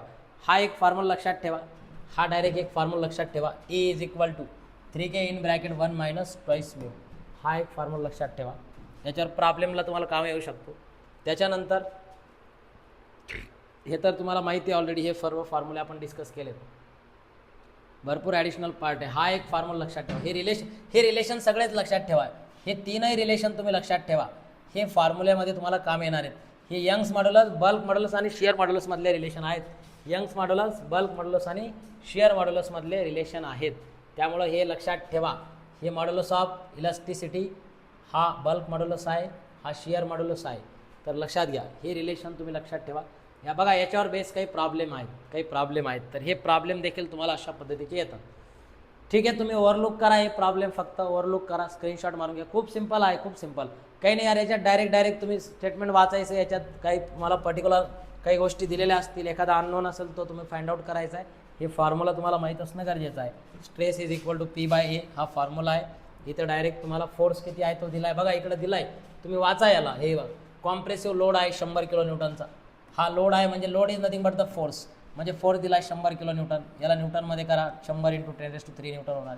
त्याच्यानंतर आउटसाईड डायमीटर डी किती दिलं आहे, 49 पॉईंट समथिंग घ्यायचं आहे. हे बघा इथं दिलं आहे 49.8 mm.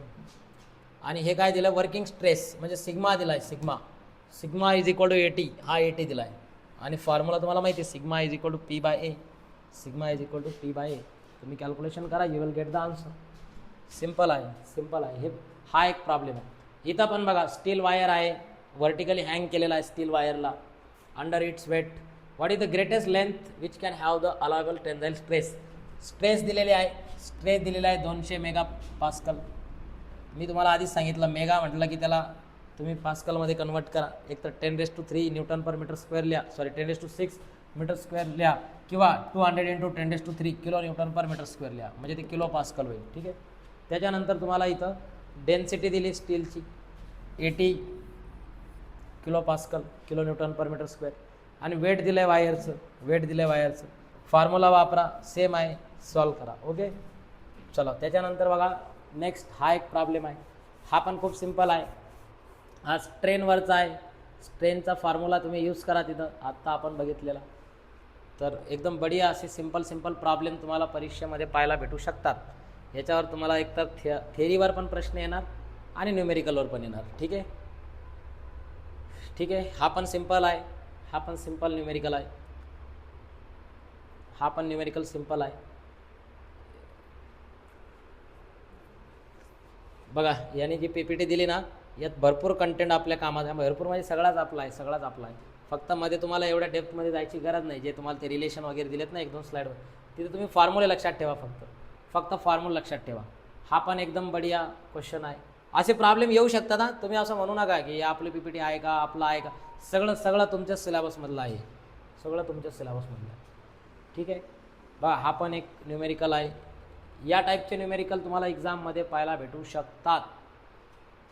आणि असे न्यूमेरिकल वगैरे तुम्ही अशा पद्धतीनं स्टडी करतच नाही, त्यामुळे बऱ्याच वेळा तुम्हाला ते पेपर वेगळाच वाटतो, अंदाजे टोले मारून येऊन जातात सगळे पोरं. चला बघा आता, हा ही एक शेवटची एक गोष्ट लक्षात ठेवा. हा जो स्ट्रेस ट्रेनचा जे डायग्राम आहे ना, स्ट्रेस ट्रेन डायग्राम म्हणजे एका ॲक्सिसच्या अलॉंग तुम्हाला स्ट्रेस आहे, व्हर्टिकल ॲक्सिसच्या अलॉंग स्ट्रेस आहे आणि हॉरिझॉन्टल ॲक्सिसच्या अलॉंग स्ट्रेन आहे. याच्यावर MCQ येऊ शकतो. हाच MCQ येऊ शकतो, हाच MCQ असाच, हाच म्हणण्यापेक्षा असाच, फक्त इथे एक ग्राफ दिला जाईल. आता लक्षात घ्या, कॉन्क्रीटसाठी हा स्ट्रेस स्ट्रेन ग्राफ असा असतो, स्टीलसाठी इथं लिमिट ऑफ प्रोपोर्शनॅलिटी असते एक पर्टिक्युलर रेंजमध्ये, आणि नंतर तिथं तुम्हाला म्हणजे neck formation, upper yield point, lower yield point, elastic limit वगैरे असे 7 पॉईंट असतात, 7 पॉईंट. आणि मग तो माइल्ड स्टीलसाठी, डक्टाईल मटेरियलसाठी असतो. त्याच्यानंतर बघा हा यील्ड पॉईंट आहे लो कार्बन स्टील, प्युअर ॲल्युमिनियमसाठी हा लो कार्बन स्टीलसाठी आहे ग्राफ. नंतर इथं तुम्हाला हा कॉन्क्रीटसाठी कास्ट आयर्न, माइल्ड स्टील. हे ग्राफचं फक्त असं नेचर लक्षात ठेवा. इन केस अशी एखादी डायग्राम आली तुम्हाला, अशा डायग्राम आली आणि तिथं विचारलं कॉन्क्रीटची कोणती आहे, म्हणजे एक असे ग्राफ आले, हा एक आला, इथला कुठंतरी हा एकच आला, इथं कुठंतरी हा एकच आला, इथं कुठंतरी हा एकच आला, आणि या चारपैकी कुठलं जी डायग्राम आहे, कुठला स्ट्रेस स्ट्रेन कर्व हा कॉन्क्रीटसाठी आहे किंवा माइल्ड स्टीलचा कुठला आहे या 4 डायग्रामपैकी, असा प्रश्न येऊ शकतो, असा प्रश्न येऊ शकतो. लक्षात घ्या. आता ब्रेकिंग स्ट्रेस म्हणजे काय असतं, हे खूप सिंपल आहे यार. The stress at which the specimen or the material break, जिथं ब्रेकडाऊन होणार आहे त्याला ब्रेकिंग स्ट्रेस म्हणायचं. हे बघा मी तुम्हाला आधीच म्हटलं 7 पॉईंट असतात, इथं किती दिलेत, एकच दिला आहे, जाऊ द्या. हे इलास्टिक लिमिट आहे. इलास्टिक लिमिट म्हणजे इलास्टिक रिजन असतं हे, म्हणजे एवढ्या रिजनमध्ये stress is directly proportional to strain, stress is directly proportional to strain, म्हणजे हुक्स लॉ अबे होतो, 0 to A मध्ये हुक्स लॉ अबे होतो. ठीक आहे. इथं बघा where Hooke's law is applied, इथं दिलं आहे इलास्टिक रिजनमध्ये हुक्स लॉ अबे होतो. आणि मग इलास्टिक लिमिटच्या बियॉन्ड इथं प्लास्टिक रिजन आहे. बघा हे एवढं प्लास्टिक रिजन आहे. त्यामुळे मी तुम्हाला सांगितलं की भरपूर असे मेटल आहेत की जे एक मॉडरेट लोडसाठी काय करतात, मॉडरेट लोडसाठी इलास्टिक इन नेचर असतात, पण त्या मॉडरेट लोडच्या बियॉन्ड जर तुम्ही लोड अप्लाय केला ना, तर मग तिथं त्याचं फेल्युअर होण्याच्या अगोदर, ब्रेकडाऊन होण्याच्या अगोदर तुम्हाला इलास्टिक रिजन पाहायला भेटतं. तर हे तिथं लक्षात ठेवा, आणि नंतर त्याचं ब्रेकडाऊन होतं. तर हे ब्रेकिंग स्ट्रेस पण सिंपल आहे. तर लक्षात घ्या, एकदम सिंपल असा हा पार्ट. हा फॅक्टर ऑफ सेफ्टी पण खूप महत्त्वाचा आहे. आता फॅक्टर ऑफ सेफ्टी हे डिझाईनमधला खूप मेजर पार्ट आहे. हे तुम्ही सॉममध्ये पण फॅक्टर ऑफ सेफ्टी शिकणार किंवा डिझाईनमध्ये, डिझाईन नावाचा सब्जेक्ट आहे तुम्हाला. मग तो डिझाईन तुझ्या सिव्हिलवाल्याचा असू द्या, मेकॅनिकल डिझाईन असू द्या, डिझाईन ऑफ मशीन एलिमेंट असू द्या, किंवा डिझाईन ऑफ तुमचं स्टील स्ट्रक्चर असू द्या, डिझाईन ऑफ स्टील स्ट्रक्चर किंवा डिझाईन ऑफ मशीन एलिमेंट असू द्या, दोन्हीकडे पण फॅक्टर ऑफ सेफ्टी तुम्हाला शिकायला भेटणार आहे. तर फॅक्टर ऑफ सेफ्टी म्हणजे काय असतो, the ratio of maximum safe load to the maximum allowable design load. हे डेफिनेशन लक्षात ठेवा.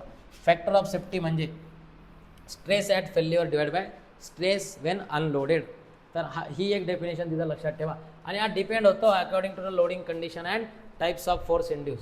लोडिंग कंडिशन काय आहे, टाईप्स ऑफ फोर्सेस काय याच्या अकॉर्डिंग. हा थोडंसं एक न्यूमेरिकल आहे. अल्टिमेट स्ट्रेंथ हे पण लक्षात ठेवा. अल्टिमेट स्ट्रेस काय असते, तर अल्टिमेट स्ट्रेंथ म्हणजे हे पण तुम्हाला तिथं बघा, the strength of the material which is measured of the stress that can have the use right. तुम्ही वाचून घ्या, एवढं वाचून घ्या, कारण मी खूप थकलेलो आहे, आता माझं जेवण बाकी आहे. बघू आपण राहिलेला पोर्शन परत एखादा व्हिडिओ मी बनवेल. डिझाईन फॉर फॅक्टर ऑफ सेफ्टीचा पार्ट आहे. चला थँक्यू. याने बढिया PPT तिथं प्रोव्हाइड केली मला. या PPTच्या बेसिसवर आपण हे सेशन घेऊ शकलो, नाहीतर मग मला हे सेशन घ्यायचं म्हटलं तर भरपूर अजून एफर्ट घ्यावा लागले असते PPT वगैरे. तसं मी एक PPT बनवली होती यार, पण ती डिलीट झाली. ती आपला बोर्ड म्हणजे तुम्हाला माहिती आहे की आपल्या क्लासमध्ये सर्व मुलांकडं पण त्याचं पासवर्ड वगैरे सर्व असतं, त्यामुळं माझ्याकडून सेव्ह झाली नाही का कुणाकडून ती डिलीट झाली माहीत नाही, पण हरकत नाही. वर्क पॉवर एनर्जीचा पण पार्ट जो आहे तो मी अपलोड करण्याचा प्रयत्न कराल, हरकत नाही. तुम्ही सगळे फक्त MCQच वाचू नका, MCQ सोबत थोडंसं कन्सेप्च्युअल स्टडी करा आणि हे सगळं स्टडी केल्यानंतर मग MCQ वाचा. आज उद्याचा पूर्ण दिवस तुमच्याकडे आहे, 2 दिवस आहेत अजून एक्झामला. 2 दिवसात तुम्ही भरपूर गोष्टी करू शकता. खूप सिंपल चॅप्टर आहेत यार. मी सिलेबस बघितला, म्हणजे खरंच मला माहीत असताना एवढा सिंपल चॅप्टर, एवढा सिंपल सिलेबस आहे, तर मी अगोदरच याचे थोडे PPT वगैरे कंटेंट जर मला भेटला असता तर दनादन मी सगळं सिलेबस या 3-4 दिवसातच संपवला असता, जसे आपण बाकी सब्जेक्टचं घेतलं की नाही. आता इकडं लक्षात घ्या, दुसरा तुमचा तो वेव्हचा चॅप्टर आहे तो एक करा. हे बघा, तुम्ही ॲटलिस्ट पहिला चॅप्टर आणि दुसरा चॅप्टर करा. ज्यांना पासिंगचा ताण आहे किंवा ज्यांचा काहीच अभ्यास नाही त्यांनी फिजिक्सचा पहिला आणि दुसरा करा. आणि 6वा एक फ्युएल अँड कंबशन नावाचा धडा आहे.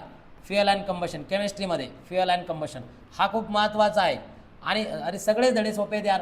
4था धडा आहे बघा. 4था धडा कोणता आहे तुमचा याच्यातला केमिस्ट्रीमधला? मेटल अँड अलॉयचा आहे. मेटल अँड अलॉय हा धडा तर एवढा सोपा आहे ना, थेरॉटिकल आहे पण खूप सिंपल आहे खूप, आणि तुम्हाला खूप काम येणार आहे. तुम्ही मेट्रोलॉजी नावाचा सब्जेक्ट शिकणारे पुढे जाऊन, तिकडे काम येणार याचं नॉलेज. त्यामुळे आवर्जून याचा अभ्यास करा तुम्ही, मेटल अँड अलॉयचा.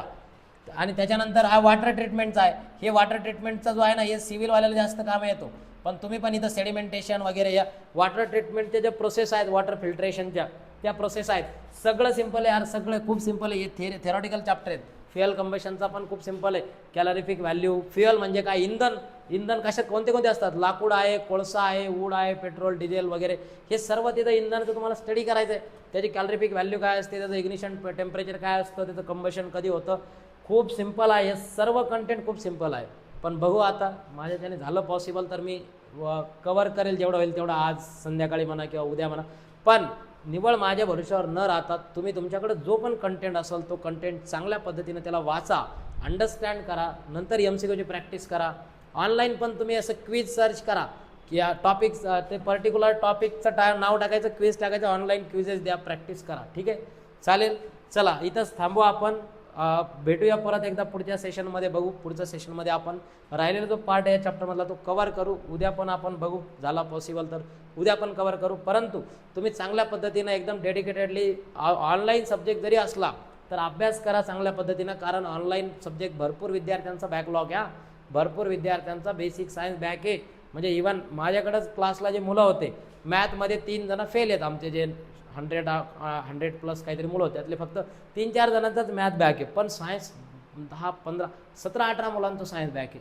17-18 मुलांचं 18 मुलांचं सायन्स बॅक आहे, बेसिक सायन्स.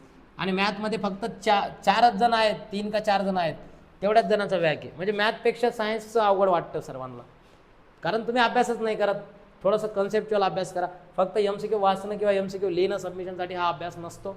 तर सर्वांनी बढियापैकी अभ्यास करा. हलक्यात घेऊ नका तुम्ही सायन्सला. ओके, चांगला अभ्यास करा, चांगले मार्क पडतील. चलो, ऑल द बेस्ट. थांबू आपण इथंच, भेटूया परत एकदा. चलो, बाय.